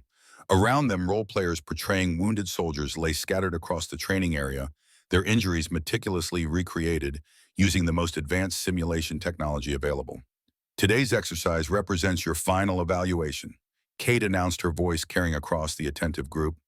I've recreated the conditions of Operation Sandstorm with one crucial difference: you'll be working as teams rather than individually. She gestured toward the simulated village where small explosive charges were already creating the battlefield soundscape and smoke machines mimicked the approaching sandstorm. Gray, you'll lead Team Alpha with Hernandez, Rodriguez, and Johnson. Scott, you're commanding Team Bravo with Martinez, Phillips, and Patel. The remaining four will form Teams Charlie and Delta, establishing security and preparing the evacuation site. Kate moved among them, checking their equipment and making final adjustments to their medical kits. I've introduced equipment shortages and complications that mirror what I faced in Helmand. You'll encounter 3 challenges I haven't yet taught you, situations where you'll need to innovate solutions based on the principles we've covered. She stopped before Gray, whose initial skepticism had gradually transformed into respect. Sergeant Gray, remember the physiological principle behind every intervention. When standard approaches fail, focus on the underlying goal and create alternatives. Gray nodded firmly. Understand the why, improvise the how. Yes, ma'am. Exactly. She turned to address the entire group. This scenario begins in 30 seconds. Your objective is simple but nearly impossible: save as many lives as you can with what you have available. Kate moved to the observation platform where Colonel Harrison, General Hayes, and Dr. Shaw waited to evaluate the exercise. They're as prepared as they can be, she told Harrison as the simulation began. Now we'll see if they can apply these techniques under pressure. The exercise unfolded with startling realism. Environmental systems created swirling dust conditions that reduced visibility to mere yards. Sound effects simulated incoming fire, forcing the medics to work while maintaining tactical awareness. The medical mannequins responded physiologically to treatment interventions, deteriorating if proper care wasn't provided quickly enough. From her elevated position, Kate observed the team's responses to the escalating challenges she introduced. When Team Alpha discovered their primary medical kits had been damaged by enemy fire, Gray immediately implemented the improvisation techniques Kate had taught, creating pressure bandages from uniform materials and using rifle cleaning rods as improvised splints. He's adapted quickly, Harrison observed. A week ago, he was insisting on standard protocol. Kate nodded with satisfaction. The difference between a good medic and a great one: understanding when to break from protocol. The first unexpected challenge appeared when Team Bravo encountered a mannequin programmed to simulate compartment syndrome, severe pressure within an enclosed space of tissue that threatens limb viability. Without specialized equipment to measure tissue pressure or perform a fasciotomy, Scott's team needed to improvise. This is the first test I didn't prepare them for, Kate explained to Hayes. In Helmand, I encountered this after a building collapse trapped several operators. Standard treatment wasn't an option. They watched as Scott conferred quickly with his team, then improvised a pressure monitoring system using an IV bag partially filled with water, connected to a large bore needle inserted into the compartment.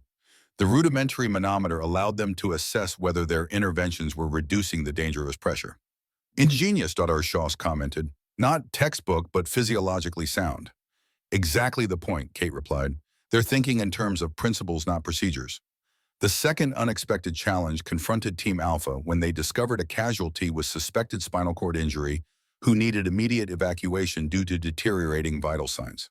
Without proper immobilization equipment and faced with simulated sniper fire preventing direct access to the evacuation point, they needed to create both a solution and a protected route.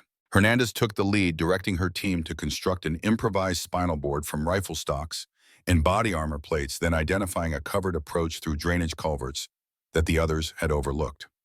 Her solution demonstrated the integration of medical knowledge with tactical awareness that Kate had emphasized throughout the training. She's showing remarkable command presence, Hayes noted. Hard to believe she's only 22. She reminds me of another young medic I once knew, Harrison said, glancing at Kate.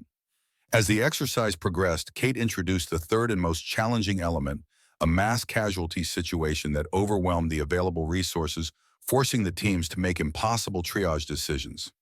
And now we'll see what they're really made of, she said quietly. This is where medical training meets moral courage. The teams found themselves facing 8 critical casualties simultaneously with medical supplies for only 5. The harsh reality of combat triage descended upon them, the necessity of directing resources toward those most likely to survive, even when it meant others would not. Kate watched Gray and Scott confer briefly before implementing a coordinated triage approach that went beyond standard protocols. Rather than simply categorizing by injury severity, they factored in resource requirements, time until evacuation, and likelihood of survival with available interventions. It was a nuanced approach that maximized lives saved with limited resources, exactly what Kate had done in Helmand. Most impressively, they assigned a medic to remain with the expectant casualties, those unlikely to survive, providing comfort measures and continuous reassessment in case their status changed. This humanitarian touch amid tactical necessity demonstrated a deeper understanding of combat medicine's moral dimensions. That's it, Kate said with quiet satisfaction. That's exactly the approach I developed in Helmand. They've got it. For 2 hours, the medics worked with relentless determination, facing every challenge Kate could recreate from her experience. When the exercise finally concluded, they gathered at the evacuation point exhausted but triumphant. Outstanding performance, Kate announced as she joined them. You've demonstrated not just technical competence, but the adaptive thinking and moral courage essential to combat medicine. She moved among them, offering specific observations and feedback to each team. Gray, your triage methodology balanced medical necessity with resource limitations perfectly. Hernandez, your tactical movement, while maintaining spinal precautions, showed exceptional integration of medical and combat skills. Scott, your team's compartment syndrome intervention demonstrated exactly the principle-based thinking that saves lives when standard equipment isn't available. Colonel Harrison addressed the group next. What you've demonstrated today goes beyond standard medical training. You've proven that the lessons of Operation Sandstorm, bought at such high cost, can be successfully transmitted to a new generation of combat medics. As the medics dispersed to clean and store their equipment, General Hayes approached Kate. Impressive results, Captain. They've absorbed your techniques remarkably well. Kate nodded. They had strong foundations. They just needed someone to show them how to adapt those skills to real-world conditions. Hayes studied Kate with the evaluating gaze of a senior officer assessing potential. The Pentagon is pleased with the outcome of this training program, so pleased in fact that they're considering expanding it to all combat medical personnel deploying to Afghanistan. That would require additional instructors with similar field experience, Kate pointed out. True, Hayes acknowledged, which is why General Thompson has authorized me to offer you a formal position with the Special Operations Medical Training Command. You develop the curriculum, train the instructors, and oversee implementation across all deploying medical units. Kate remained silent, processing the implications of this offer. I understand this would mean a significant change, Hayes continued, transitioning from covert operations to a more public role. Your intelligence background would remain classified, but your medical expertise would be acknowledged. I've spent a decade living in the shadows, General, Kate said thoughtfully. The intelligence work is important, but increasingly I find myself wondering about legacy. What ultimately saves more lives, the information I gather or the knowledge I can transfer to others? That's a question only you can answer, Captain. But consider this, the techniques you developed in Helmand could save thousands of lives if properly integrated into our medical training programs. That's a different kind of mission, but no less vital. I'll consider it carefully, Kate promised. But first, we have a graduation ceremony to prepare. The graduation ceremony for the Advanced Combat Medical Training Program was held in Fort Carson's Memorial Auditorium. The venue normally hosted much larger events, but today it contained only the 12 graduating medics, their instructors, and a small group of senior officers and special guests.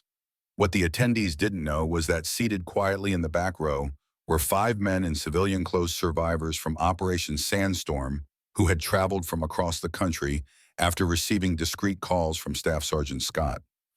They had come to witness the legacy of the Desert Angel being passed to a new generation. Kate stood at the podium in her dress uniform, the rows of medals and combat decorations gleaming under the stage lights. Before her sat the 12 medics who had completed what Colonel Harrison had described as the most demanding medical training program in United States military history. 2 weeks ago, you arrived at this training center as technically proficient medics, Kate began. Today, you graduate as something more combat medical specialists prepared to face the most challenging battlefield conditions with confidence and competence. She surveyed their faces, noting how each had transformed during the intensive program. The techniques you've mastered aren't theoretical concepts. They were born in the dust and chaos of actual combat, refined by necessity and validated through the survival of soldiers who would otherwise have died.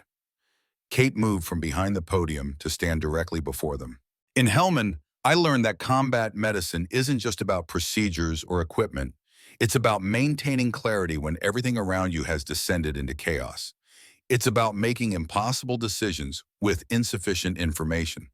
It's about finding solutions where none seem to exist. She gestured toward a small display at the side of the stage, a simple shadow box containing a combat medic badge partially obscured by sand, preserved exactly as it had been recovered from the Helmand ambush site. That badge belonged to Sergeant James Wilson, one of the medics who died in the initial minutes of Operation Sandstorm. His sacrifice and the sacrifice of 11 others who didn't survive that day is part of the legacy you now carry forward. Colonel Harrison joined Kate at the podium, carrying specialized certificates bearing the emblem of the Special Operations Medical Command. These certifications qualify you for advanced combat medical roles previously reserved for special operations personnel. You are now among the most extensively trained battlefield medics in the United States military. One by one, the medics approached to receive their certifications. When Gray stood before Kate, he maintained perfect military bearing, but his eyes revealed genuine respect. Sergeant Gray, your initial skepticism made you ask the right questions, challenging assumptions, and pushing for deeper understanding. Those qualities will serve you well in combat environments where standard protocols may not apply. Gray accepted his certificate with a formal salute. Thank you, ma'am, for proving me wrong in the best possible way. Hernandez approached next, her posture reflecting the confidence she had developed. Private Hernandez, your technical precision combined with creative problem-solving marks you as a medical specialist of exceptional promise. Your father would be proud of the medic you've become. Hernandez blinked rapidly at this personal acknowledgement. Thank you, Captain. I'll carry these lessons with me always. When Scott received his certification, the moment carried additional significance, the completion of a circle that had begun 6 years earlier in Helmand Province. Staff Sergeant Scott, your experience brings unique perspective to this program. Having been both patient and provider gives you insight few medics possess. Use that perspective to guide others. After all certifications had been presented, Major General Hayes addressed the graduating class. The training program you've completed represents a new approach to combat medical preparation, one that bridges the gap between conventional medical training and the specialized techniques previously reserved for special operations forces. She turned to Kate with formal military precision. Captain Ryan, on behalf of the United States Army Special Operations Command, I am authorized to inform you that the techniques developed during Operation Sandstorm and refined through this training program will henceforth be incorporated into the standard combat medical curriculum for all deploying forces. As the ceremony concluded, Lieutenant Mark Roberts approached Kate. The young officer who had ordered her to remove her uniform on that first day now stood at attention, his expression contrite. Captain Ryan, I owe you an apology. When I questioned your right to wear a uniform, I made assumptions based on incomplete information. Kate studied him for a moment before responding. Lieutenant, the uniform doesn't make the soldier. It never has. What matters is the commitment to something larger than yourself, whether you're wearing BDUs, dress blues, or civilian clothes. Roberts nodded, accepting both the gentle correction and the underlying forgiveness. As the auditorium emptied, Kate found herself approached by the 5 civilians who had been sitting quietly in the back row. She recognized them immediately, though she had never formally met most of them. The distinctive tattoo visible on each man's arm matched the one on her shoulder. Captain Ryan, said the eldest, a former master sergeant now walking with a prosthetic leg. I was the communications specialist during Sandstorm. You splinted my leg and kept me conscious when I wanted to give up. Another step forward. You performed a tension pneumothorax decompression on me using a ballpoint pen when the standard equipment was destroyed.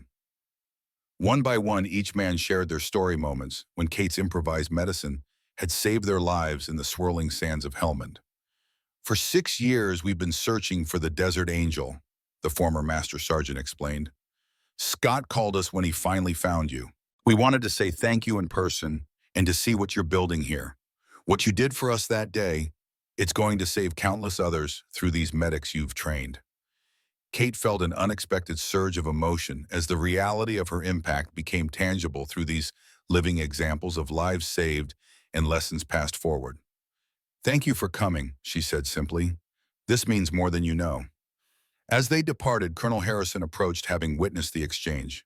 Have you made your decision about General Hayes's offer? He asked quietly. Kate touched the Medal of Honor ribbon on her chest, the highest recognition of military valor awarded in a classified ceremony that only 6 people had witnessed. I have, she said finally. I'll accept the position with Special Operations Medical Training Command. But I want Gray Hernandez and Scott assigned as my initial cadre of instructors. They've proven they can master these techniques and teach them to others. Harrison smiled. Already approved by the Pentagon. They'll report to Fort Bragg next month to help establish the program. There's one more condition, Kate added. I want to continue supporting intelligence operations in an advisory capacity. The fieldwork may be done, but I can still contribute to that mission while building this new one. I'll speak to General Thompson, Harrison agreed. I think he'll see the value in maintaining your expertise in both areas. As they left the auditorium, Kate glanced back at the empty stage where 12 ordinary medics had been transformed into extraordinary combat medical specialists. The principles we taught here go beyond medicine, she reflected. Finding solutions where none exist, maintaining clarity in chaos, making impossible decisions when lives depend on it, these are universal skills for anyone facing overwhelming challenges. Harrison nodded. That's what makes this program so valuable. It's not just about bandages and procedures. It's about the mindset required to prevail when everything goes wrong. 6 months later, a convoy of armored vehicles moved cautiously through a remote valley in eastern Afghanistan. Among the soldiers was Private First Class Sarah Hernandez, now deployed as a combat medic with the 10th Mountain Division. Her hand unconsciously touched the medical badge on her uniform, positioned directly above a small tattoo of angel wings, embracing a medic's cross with the date 14/2/2009 inscribed below. The same mark worn by the Sandstorm survivors and now by the graduates of Captain Ryan's Advanced Combat Medical Training Program. A sudden explosion rocked the lead vehicle, immediately followed by the unmistakable crack of small arms fire. IED contact front, came the shouted warning as the convoy screeched to halt. Medic up! The call Hernandez had trained for echoed through the radio. Without hesitation, she grabbed her medical kit modified with the specialized equipment and improvised tools she had learned from Captain Ryan and moved forward toward the damaged vehicle, her mind cycling through the assessment and treatment protocols drilled into her during those intense weeks at Fort Carson. As dust and smoke swirled around her, Hernandez felt a strange calm descend.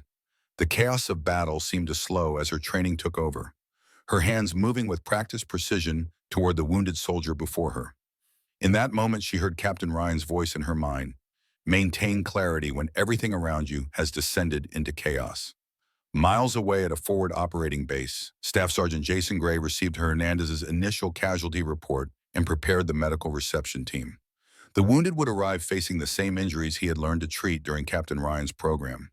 His team was ready, having been drilled in the same adaptive techniques. And halfway around the world at Fort Bragg, Captain Catherine Ryan stood before a new class of medical instructors, her Medal of Honor and Purple Hearts now visible on her uniform.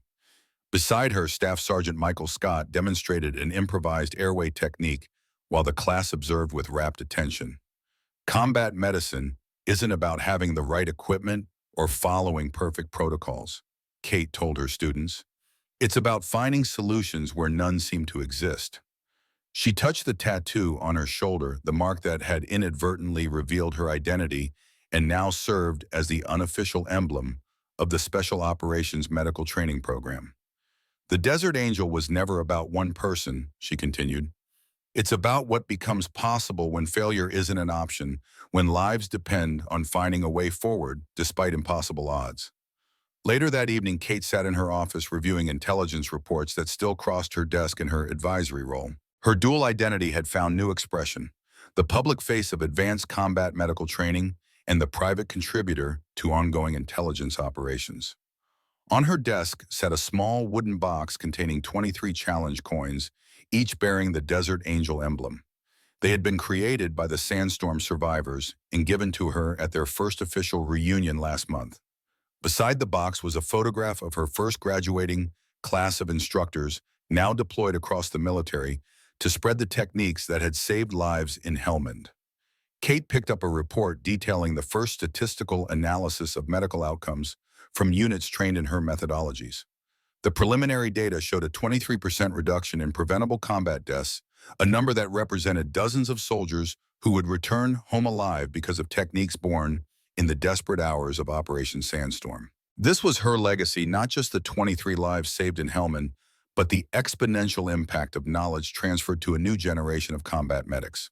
The Desert Angel had evolved from a battlefield legend into a training philosophy that would continue saving lives long after Kate herself had retired from service. And in that transformation lay the most profound lesson of all, that a single person's refusal to accept defeat, even in the darkest circumstances, could create ripples of positive change that extended far beyond what anyone might have imagined possible.